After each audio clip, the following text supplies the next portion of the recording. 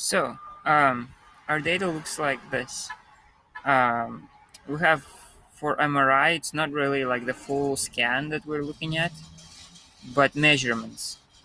Um, there's 561 variables. So, our columns, for example, there's 561 columns. Each one is a variable, so 561 dimensions to the data.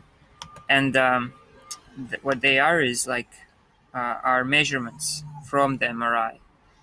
Um, for example, this the volume, um, total volume of the brain could be a variable. Say width, for example, width of the cortex. Uh, I don't know, something else. So measurements from the MRIs are variables. We don't do pixel by pixel when we try to predict Huntington's from the data.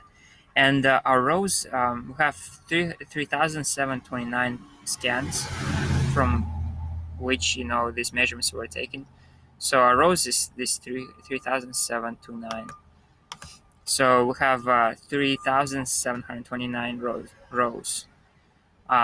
And actually, we also have 562nd variable, which is whether or not that scan was after that scan the person was diagnosed with Huntington's, or uh, before that scan or after, based on the symptoms of the person.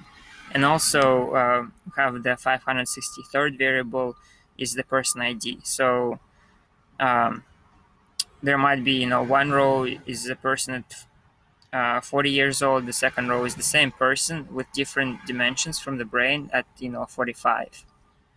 And it looks like only 10% of those rows had all variables filled out, all 561 variables filled out.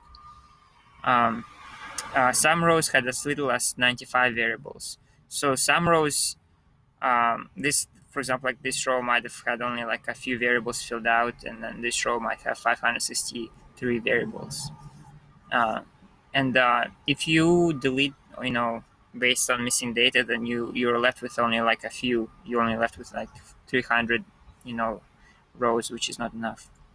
So that's how our data looks. Overall, 45% of the values are missing. But again, 90% of the rows have missing data. And yeah, so we're still looking at this paper predicting Huntington's disease.